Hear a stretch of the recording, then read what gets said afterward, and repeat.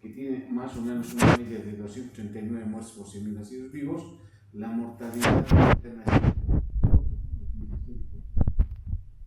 causa indirecta de cardiopatía. ¿Sí? Entonces es grave. Es grave, alta mortalidad, es muy peligroso tener una paciente embarazada y cardiopatía.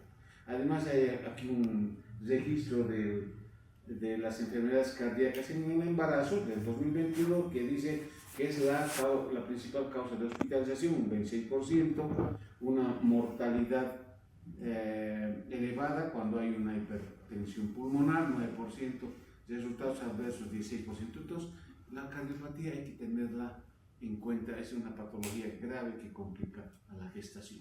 En nuestro país, hasta hace un tiempo atrás, la principal causa de cardiopatía es la fiebre reumática.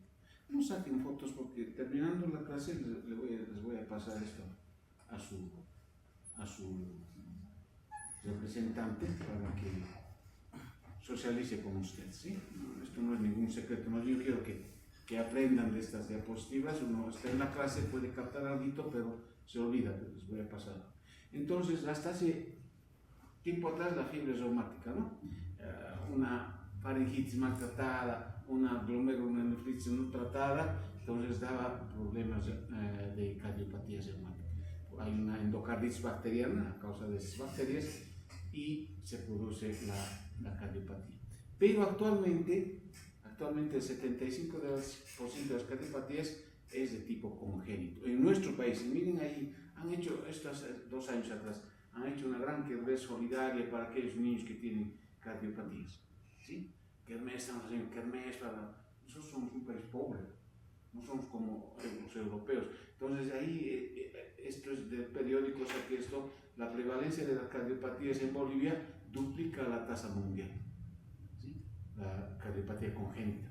Entonces hay que tener muy en cuenta esto, y paciente que tiene cardiopatía y embarazo hay que tratarla como es debido. Y aquí tenemos cómo evoluciona esta cardiopatía. La enfermedad cardiovascular más estos estados nocivos de vida, ¿no? Tabaquismo, sedentarismo. Ahora es muy frecuente el sedentarismo. ¿Sí? Todos ustedes con celular, ¿sí? Ya no van a trotar, ya no hacen caminata, no van al campo, están todo el tiempo con el celular y comiendo pollo panchita, ¿sí? Entonces es una mala calidad de vida, y por eso una cardiopatía en una paciente, y esta se embaraza, pues va a tener mayor comorbilidades como hipertensión, diabetes, ¿sí?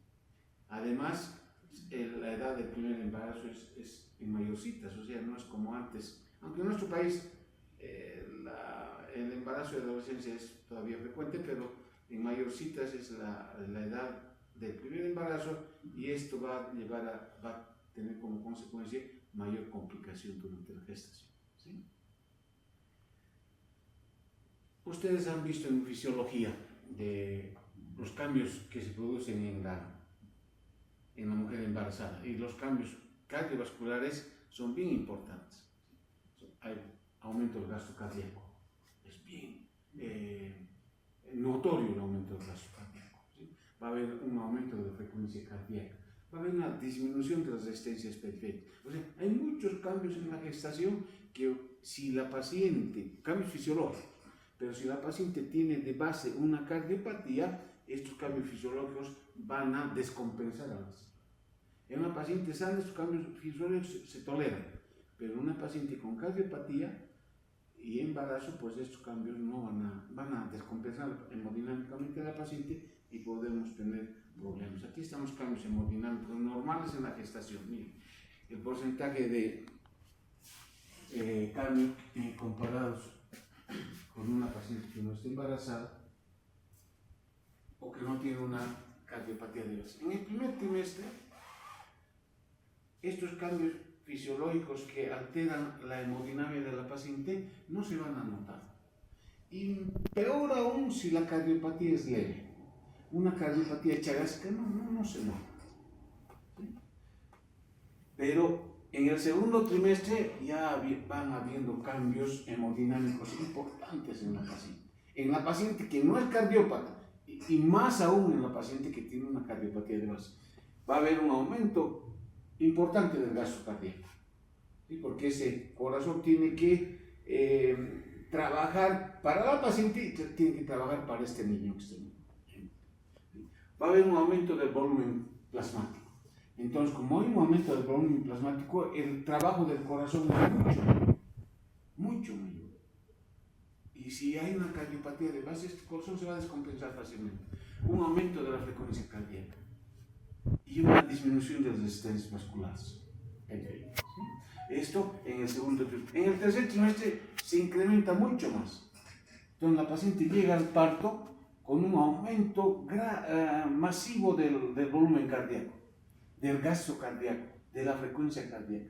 Y después del parto, se produce el parto, donde son los incrementos máximos, dicen, en el momento del trabajo de parto y en el parto, luego va disminuyendo paulatinamente en el puerperio, ¿sí? Y se van a normalizar estos valores hasta 6 semanas después del parto. Y ahí ya tenemos. Hay un incremento del gasto cardíaco más del 50%. Peor aún si son embarazos gemelares. Hay cardiópata, embarazo gemelar, es grave. Incremento rápido del retorno venoso después del parto, y los cambios comienzan a resolverse 48 horas después del parto, pero van a durar hasta que la paciente se normalice completamente, hasta 6 a 8 semanas después del parto. Y dice que como hay cambios hemodinámicos severos después del parto, hay una redistribución nuevamente del flujo sanguíneo, es el momento en que más mortalidad se puede producir en estas 6 a 8 semanas después del parto. Vamos a ver esta otra.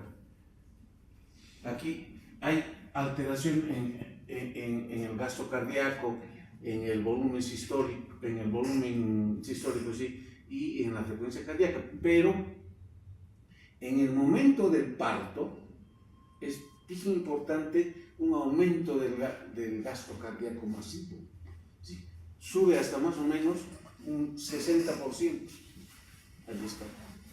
Un aumento del gasto cardíaco, pero tremendo. Hay un aumento de la frecuencia cardíaca y del volumen sistólico. Entonces, esto es grave si no tenemos nosotros conocimiento de la cardiopatía de la paciente. Y peor si viene la señora en expulsivo o en trabajo de parto franco y no ha hecho un buen control prenatal o no ha hecho control prenatal. Ese es nuestro medio, no es del British College del que decía esta señora, ¿sí? Ese es nuestro medio. Entonces, por el dolor, por el trabajo de parto, por las contracciones uterinas, aumenta el gasto cardíaco entre el 20 a 30% más en el momento del parto, ¿sí? Y este es máximo hasta un 60% en el puerperio inmediato. Entonces tenemos que tener muy en cuenta esto. Esto se produce en cualquier paciente embarazada, pero se puede complicar la paciente que tiene una cardiopatía de base. ¿Estamos hasta aquí? Bien. ¿Cuáles son los predictores de malos desenlaces? Una saturación menor al 90%. Sí, si le tomamos la paciente en trabajo o durante la gestación, durante el control prenatal, le tomamos una saturación de oxígeno con los aparatitos que hay, oxímetros de pulso, y es menor al 90%. Algo está pasando. Ese corazón no está oxigenando adecuadamente los tejidos. Tabaquismo. En nuestro medio no es frecuente que la mujer embarazada fume, ¿no? Pero yo he visto en México la especialidad. Había una sala para mujeres fumadoras. Ellos estaban fumando, y las señoras bien gorditas fumando. No es frecuente. Una obstrucción cardíaca, un embarazo gemelar, trillizos y cardiópata es mortal. Es mortal. ¿Sí? Las señoras tienen que quedarse todo el tiempo hospitalizadas y en un hospital de alta capacidad resolutiva. Uso de anticoagulantes en el embarazo. Cuando hay prótesis cardíaca o tendencia a la coagulación en la señora, pues se usan anticoagulantes, ¿sí? Que a la larga van a tener malos desenlaces. Flujo uterino normal, prótesis mecánica valvular, un tratamiento previo al embarazo, que haya hecho un tratamiento con prótesis o tratamiento médico, y según la Asociación de Cardíaca de Nueva York, si están en la clase funcional 3 o 4, un mal desenlace van a tener estas señoras. Vamos a ver eso más bien. ¿Cuáles son los resultados perinatales? El feto pequeño para la edad gestacional, una restricción en su crecimiento. ¿Por qué? Porque la señora no le está oxigenando todo el tiempo. Ese corazón no está funcionando bien, por lo tanto el niñito no está recibiendo oxígeno adecuadamente. ¿Cómo se alimenta el niño? A través del cordón, a través de la sangre. Él no está comiendo ahí adentro, en la cavidad amniótica. Restricción en el crecimiento. Un parto preterno frecuente. El corazón llega a las 32 semanas, 33 semanas de gestación y ese corazón empieza a descompensarse tremendamente. Entre las 28 y 32 semanas es donde más aumenta el gasto cardíaco, más empieza a aumentar la presión arterial. La frecuencia cardíaca en este momento está bien elevada, entre las 28 y 32 semanas de gestación. Entonces vamos a tener estas complicaciones, un feto pretérmino, un recién nacido pretérmino. Complicaciones neonatales hasta en un 30%, ¿sí? Por esta prematuridad. Hemorragia postparto, también puede haber preeclampsia. La paciente con cardiopatía puede tener preeclampsia, ahí nos complica todo. ¿Cómo vamos a hacer nosotros diagnóstico?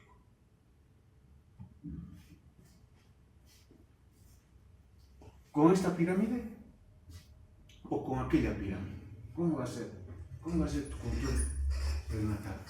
¿Con cuál pirámide? No han venido a la clase de... Claro, con aquella pirámide. No han venido a la clase de embarazo de alto riesgo. Para esto es esto. Si nosotros hacemos con esta pirámide de hace 50 años atrás, 1920 se ha hecho esta pirámide. Hace 100 años atrás. Vemos el primer control prenatal de 6 semanas y hacemos un control tontamente como cualquier obstetra del montón o como cualquier médico general del montón. Aquí nos abocamos a las 16 semanas, las maniobras de Leopold, ¿te acuerdas? La frecuencia cardíaca fetal, la presión arterial de una señora. El obstetra se aboca a la parte obstétrica, útero, trompa y vagina. Pero ni por casualidad le pone el estetoscopio al corazón. En este control, en este modelo de control prenatal. A las 24 semanas la paciente empieza a descompensarse, ahí ya va a tener un edema severo, cianosis, disnea, y entre las 30 y 36 la señora se puede morir. Se puede morir por complicaciones de la cardiopatía que está descompensando, ese corazón se está descompensando durante la gestación. Y aquí es lo más grave, aquí se descompensan las señoras.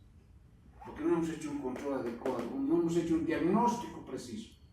Pero si yo hago esto, hago el control prenatal con esta pirámide invertida, que está en vigencia desde 1980 más o menos, 1990. ¿Sí? Antes de las 12 semanas le veo a la señora obstétricamente, pero como médico general, como San Simón, pongo mi estetoscopio y le pongo al corazón.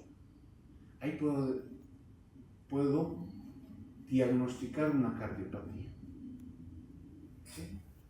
Puedo diagnosticar. O descartar una cardiopatía.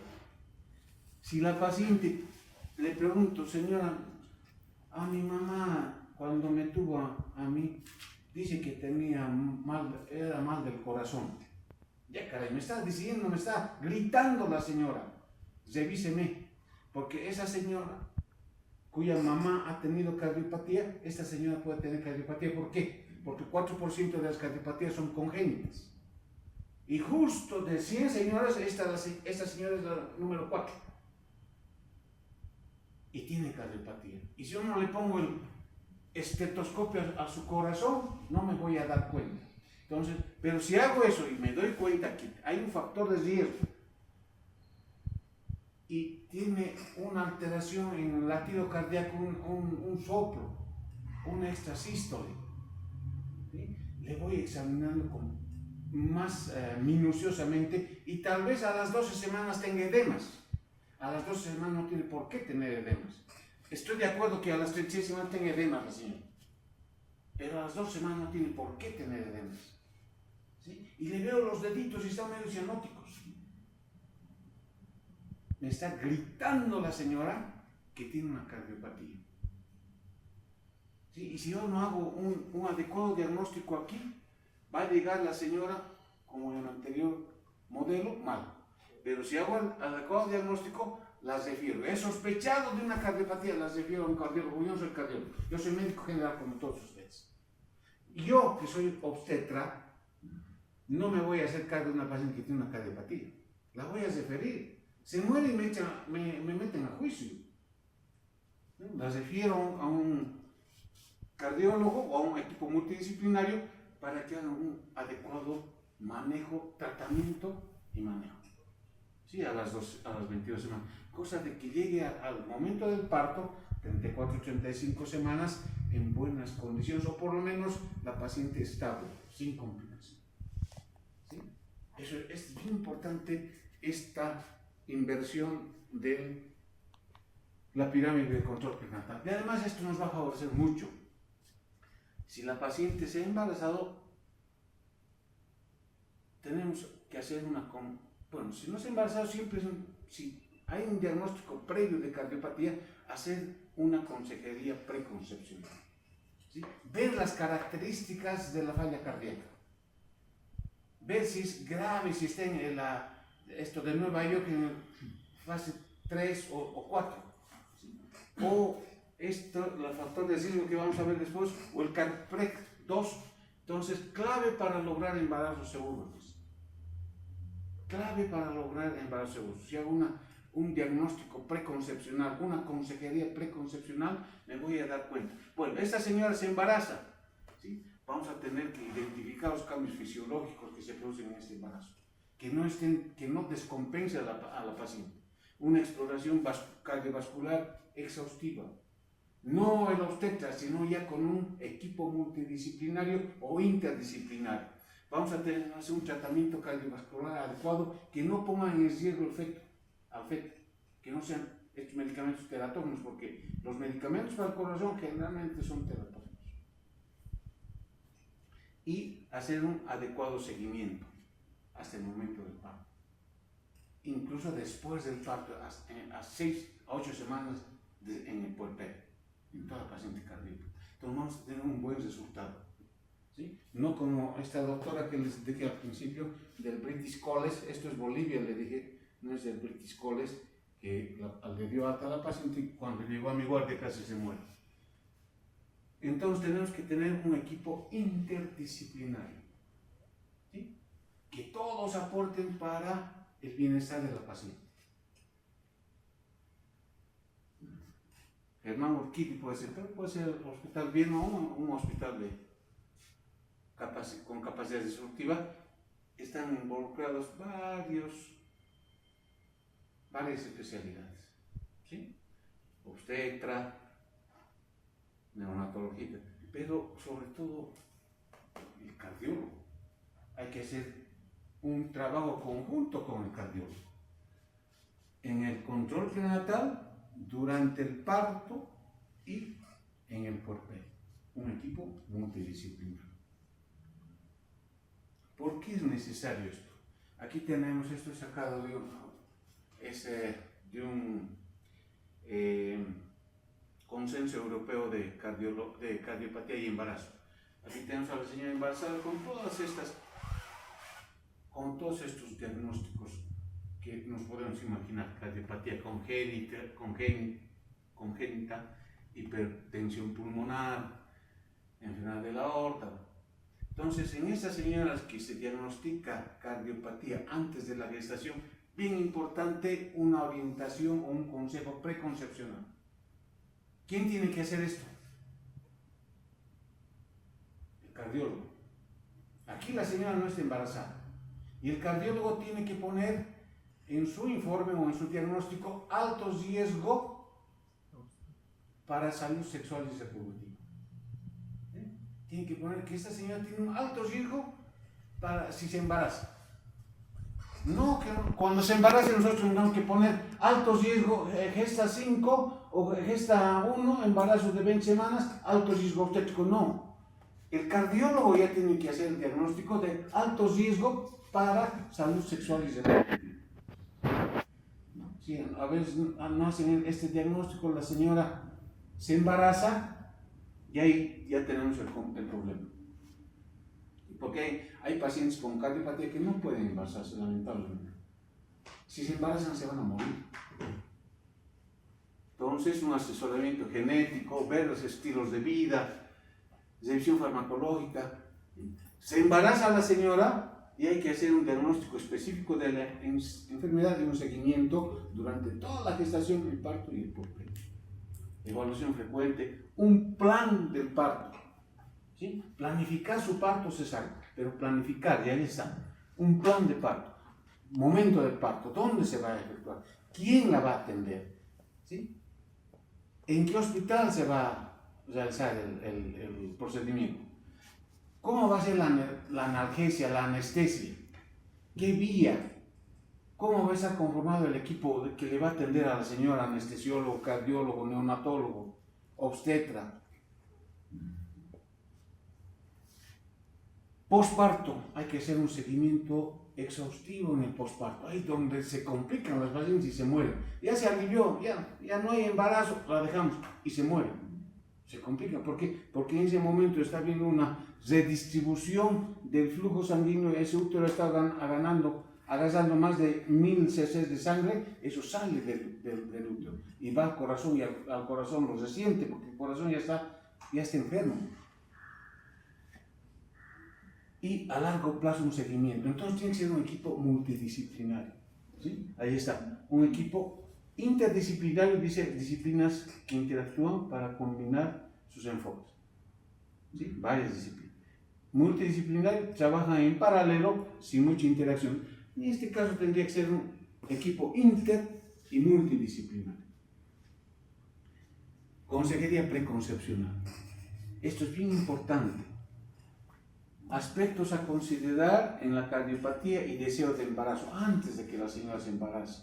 Si tiene una cardiopatía tipo 3 o 4 en la clasificación de Nueva York, no está aconsejado el embarazo, lamentablemente. Tal vez tendrá que tomar otras medidas, adoptar un niño. No sé. Hay que hacer un buen seguimiento, un buen consejo a la señora, un tratamiento previo al embarazo, describir la naturaleza de la cardiopatía. Si son cardiopatías leves, tal vez se puede embarazar, pero con un control prenatal adecuado, bien llevado. Va a haber un incremento de la volemia, de la frecuencia cardíaca y del gasto cardíaco. Hay valvulopatías que tal vez son necesarias, un recambio valvular. Todo eso tiene que ver el cardiólogo antes de que se embarace la señora, y hay casos en que el embarazo está contraindicado y desalentada de la gestación. Y si se embaraza y es una cardiopatía grave, tal vez habrá que hacer una interrupción de su gestación, porque el embarazo la va a matar. Signos y síntomas del embarazo. Esto viene a la paciente y estos signos y síntomas son comunes en el embarazo. Son comunes y nos puede enmascarar o hacer que no hagamos un diagnóstico adecuado de la cardiopatía. ¿Hay disnea? Sí, porque el útero empieza a comprimir el intestino, el estómago se eleva, nos comprime, nos eleva el diafragma y la señora va a tener un grado de disnea, de embarazada, ¿no? ¿Cómo camina? ¿No? Sí, porque se está alterando el eje de su columna vertebral. Ortopnea, va a haber fatiga, hay una anemia en el embarazo, la señora va a estar fatigada, va a haber mareo, puede haber hasta síncope. Comunes en cualquier gestación. Soplo mamario podemos encontrar que es común en la gestación. edema de miembros inferiores. Esto al final, a la mitad y al final del embarazo, pero si esto encuentro al principio del embarazo, tengo que pensar que está pasando algo aquí. Estertores pulmonares, lo propio. Pongamos el estetoscopio al corazón y a los pulmoncitos, no se olviden, jóvenes, como médicos generales al principio de la gestación. Aquí nos dedicamos nosotros maniobras de Leopold, frecuencia cardíaca, útero, trompa y vagina. ¿Sí? Dicen, ¿no? El ginecólogo no sabe más allá de esto. Y nos critican.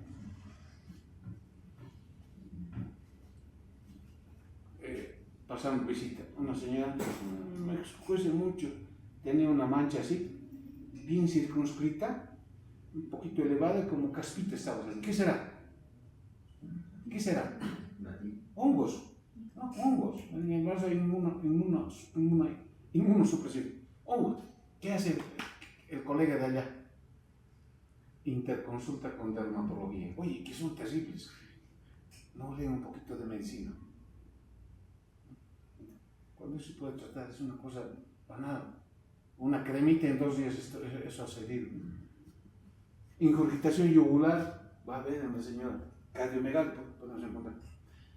Soplos históricos, un 95% hay que son fisiológicos. Esto en cualquier embarazo. Y no necesito mucha tecnología aquí. Con eso, lo que está ahí en la diapositiva es suficiente para hacer diagnóstico. Pero si tengo estos signos y síntomas y signos de sospecha, entonces tengo que parar las orejas. Una disnea que va siendo progresiva, síncope, ¿sí? Dolor torácico, aparentemente me duele el pecho. Oye, nos pondremos más, como dicen,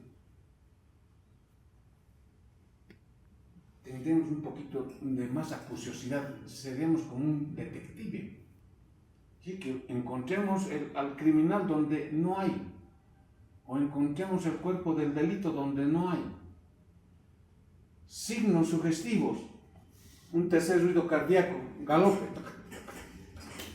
el corazón está funcionando medio raro, cianosis, acropaquia, dice que es los dedos en palillo de tambor, soplos sistólicos, así. Entonces, la señora tiene una cardiopatía, ya no son los síntomas y signos de un embarazo normal, ya tiene más datos semiológicos para hacer una valoración adecuada, y además le pediré, pues, si yo veo un problemita en el corazón, le pediré un electrocardiograma, lo más sencillo.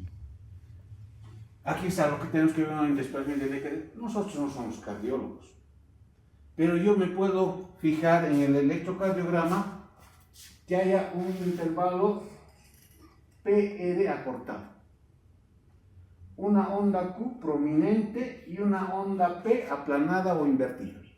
Bebecito, y pues le llamo al cardiólogo y le digo, a ver, valora este electrocardiograma. Tengo esta cartilla de control prenatal, ¿sí?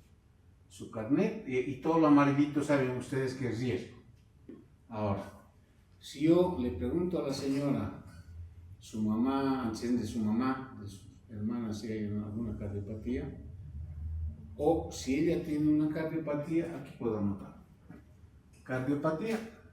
Le marco esto y la señora tiene que hacer un control prenatal exhaustivo, minucioso, con un equipo interdisciplinario. No me la agarraré a la señora yo solo. Se complica y me mete juicio. ¿Sí? Y sigo haciendo el control prenatal, y aquí tenemos otro. En esta cartilla hay todo. Enfermedades y aquí tenemos. Cardiopatía.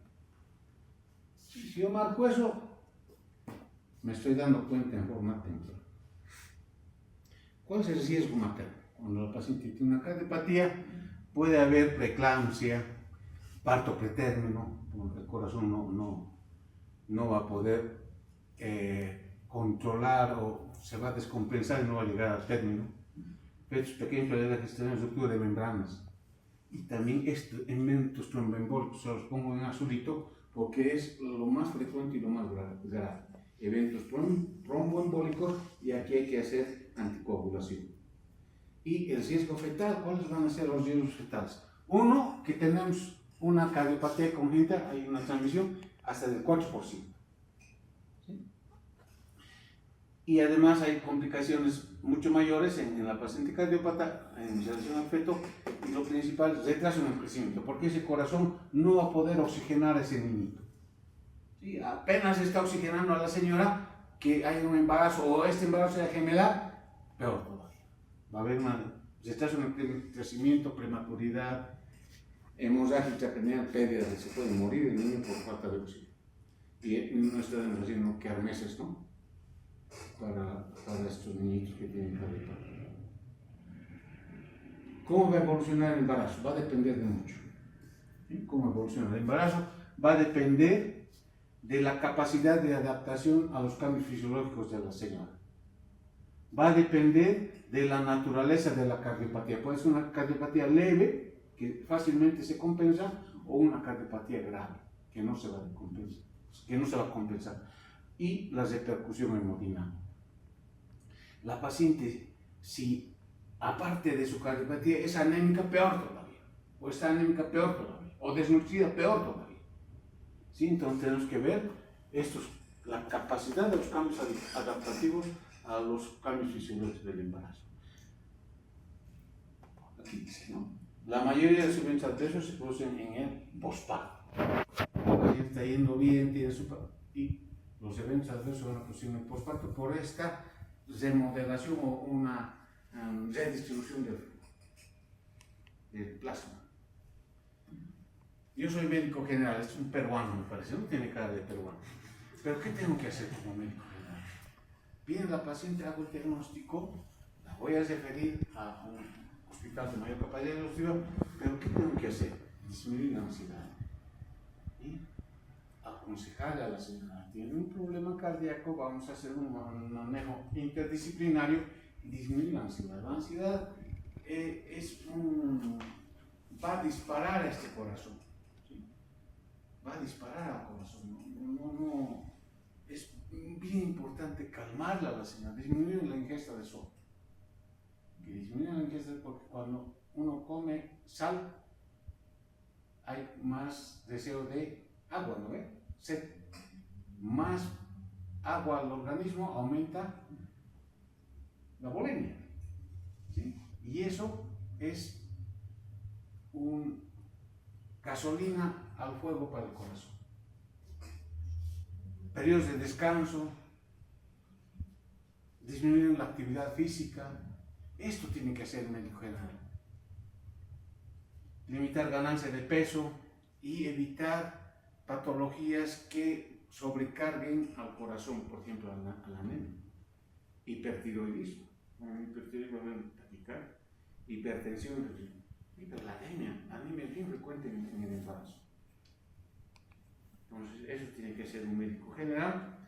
Y en el momento del parto, o sea, ya la señora llega al parto, de preferencia que se atienda en un nivel de alta capacidad resortiva, dice, se prefiere un parto porque los cambios hemodinámicos son más lentos. Un trabajo de parto, ¿cuánto dura? 10, 12 horas. Entonces, en todo ese tiempo, se van produciendo los cambios hemodinámicos, pero en forma lenta, en forma progresiva. No como cuando se hace una cesárea, que es de un momento a otro. ¿Sí? Por eso se va a preferir el parto a la cesárea. Claro que hay algunas patologías que vamos a ver enseguida que sí necesariamente necesitan hacer una cesárea. ¿Cómo vamos a planear el parto?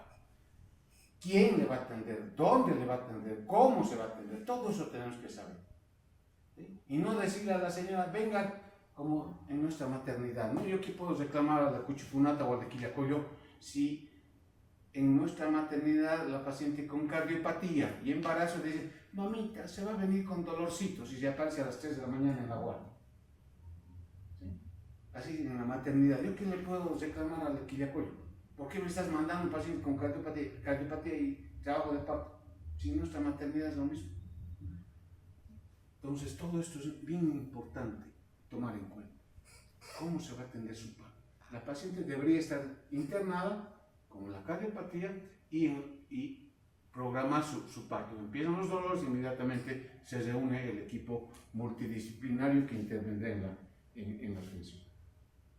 Pero hay pacientes que necesariamente deben hacer cesárea. Indicación de cesárea por indicación obstétrica. Un transverso, un pélvico no le va a estar dando opción a parto, más que la señora es cardiópata, en un parto laborioso y ahí sí nos complicamos la vida. ¿Sí? Además tenemos que hacer una profilaxis, esto es bien importante. Ampicilina 2 gramos más gentamicina 1.5 miligramos, más o menos equivale a 80 miligramos para la paciente endovenoso, completando la infusión 30 minutos antes del nacimiento y dar 6 horas después ampicilina o amoxicilina vía oral o intramuscular. ¿Sí? Esto es bien importante. ¿Por qué la profilaxis? Porque hay que evitar una endocarditis bacteriana. Estamos haciendo una incisión, una cesárea y puede complicarnos con una endocarditis bacteriana. Las pacientes con anticoncepción no revertidas o anticoagulación no revertidas, sí, tienen que ser cesáreas. Dilatación o estenosis de la aorta severa es la indicación para cesárea. Insuficiencia cardíaca aguda o refractaria, indicación para cesárea. Hipertensión pulmonar, indicación para cesárea. Y síndrome de Marfan con una dilatación de la aorta de entre 40 y 45 minutos. ¿Sí? Son indicaciones para cesárea. Posparto, ¿cómo vamos a controlar? ¿Se acuerdan que hemos dicho que hay un aumento del gasto cardíaco en el posparto en forma exagerada, en forma masiva, más o menos hasta un 30%? Ahí está. Entonces, y esto va a revertir hasta 6 a 8 semanas después, o sea, mes y medio. Hasta 2 meses no podemos dejar a la señora sin un control adecuado. La redistribución del volumen en las primeras semanas puede ocasionar muerte en las pacientes. Sí, se dice la mayor frecuencia de muerte. Hasta aquí estamos. ¿Cómo vamos a hacer las referencias? Si yo tengo una paciente, 12 semanas de gestación, está disneica, un poquito cianótica, no normal del embarazo, pero veo que tiene edemas. A las 12 semanas no tiene por qué tener edemas. Tiene edemas y le ausculto el corazón y me parece, yo no tengo mucha práctica en auscultar el corazón, pero parece que hay un extracistol.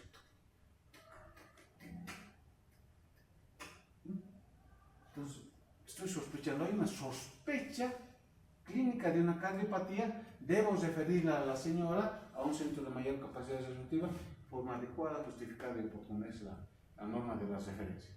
Ahí están nuestras referencias. ¿Sí? Esta es una foto que yo saqué en Portupisa. Estábamos haciendo una inspección de JICA, de la cooperación japonesa, y vimos la ambulancia en el camino. Sí, estaba parada y como éramos médicos que estábamos en la camioneta de JICA, nos paramos a averiguar y estaba más abajo, estaban llevando hacia una señora, ¿sí? Que había tenido su parto en su pueblito y le estaban subiendo, llegando a la ambulancia y se le iban a llevar.